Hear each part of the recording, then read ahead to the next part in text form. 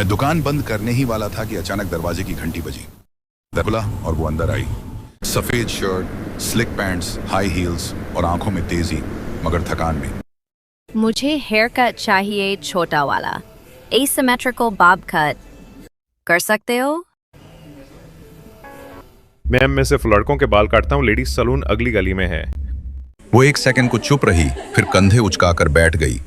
आज लड़कों की तरह ट्रीट करना है खुद को। चलो कट करो। सच में मैम, मुझे लेडीज हेयर कटिंग का कोई आइडिया नहीं है। बाल है मेरे, रिस्क मेरा, तुम्हें बस काटने हैं। मैंने देखा उसके बालों को, कुछ बिखरे हुए, कुछ रुके हुए, जैसे दिल का हाल बयां कर रहे हूं। मैंने कैंची उठाई और पहली बार किसी औरत के बाल छुए। कटिंग के दौरान उसकी आंखें आईने में मुझसे टकराईं। एक सेकंड के लिए लगा जैसे वक्त रुक गया। दिल के अंदर कुछ अजीब सा महसूस हुआ।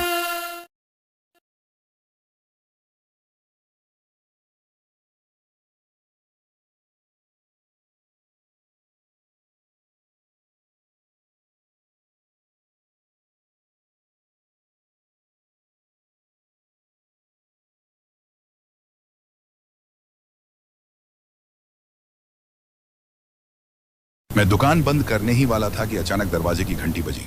दरवाजा खुला और वो अंदर आई। सफेद shirt, slick pants, high heels और आंखों में तेजी मगर थकान में। मुझे हेयर कट चाहिए, छोटा वाला एसिमेट्रिकल बॉब कट। कर सकते हो? मैम, मैं सिर्फ लड़कों के बाल काटता हूँ। लेडीज सलून अगली गली में है। वो एक सेकंड को चुप रही, फिर कंधे उचकाकर बैठ गई। आज लड़कों की तरह ट्रीट करना है खुद को। चलो कट करो। सच में मैम, मुझे लेडीज हेयर कटिंग का कोई आइडिया नहीं है मेरे, रिस्क मेरा, तुम्हें बस काटने हैं। मैंने देखा उसके बालों को, कुछ बिखरे हुए, कुछ रुके हुए, जैसे दिल का हाल बयां कर रहे हूं। मैंने कैंची उठाई और पहली बार किसी औरत के बाल छुए। कटिंग के दौरान उसकी आंखें आईने में मुझसे टकराईं। एक सेकंड के लिए लगा जैसे वक्त रुक गया। दिल के अंदर कुछ अजीब सा महसूस हुआ, जैसे आज से पहले कभी नहीं हुआ था। कटिंग पूरी हुई। परफेक्ट। फिर उसने मेरी तरफ देखा, हौले से मुस्कुराई और चुपचाप निकल गई। पैसे तो नहीं दिए थे और मुझे उसका नाम तक नहीं पता था, लेकिन उस रात कुछ कट नहीं रहा था, कुछ जुड़ रहा था। कभी कभी जिंदगी ऐसे मोड़ पर ले आती है जहां तुम सोचते नहीं, बस बहते जाते हो। वो रात कुछ वैसी ही थी।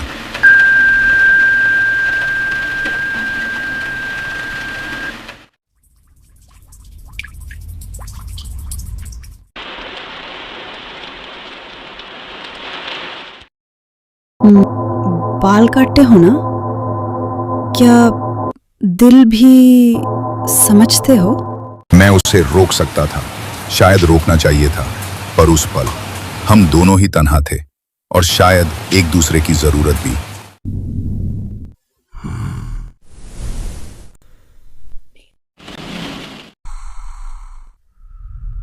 प्लीज कुछ मत पूछो। और फिर रात एक सिलसिला बन गई। जिस्म पास थे, लेकिन उसकी अब भी किसी और सवाल में उलझी थी। वो कौन थी और क्यों उस रात वो सिर्फ मुझसे खुद को तोड़ देना चाहती थी?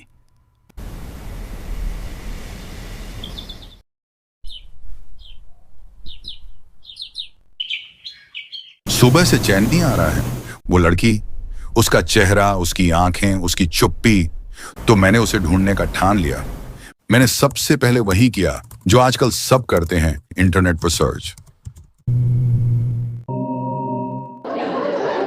हर कीवर्ड से एक चेहरा ढूंढ रहा था।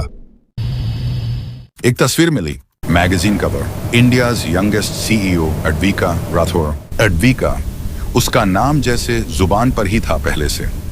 मैंने उसकी पूरी प्रोफाइल खंगाल दी, company, office address, interview, Instagram से लेकर लिंक्डइन तक। मुझे अब बस एक चीज करनी थी, उसके करीब जाना।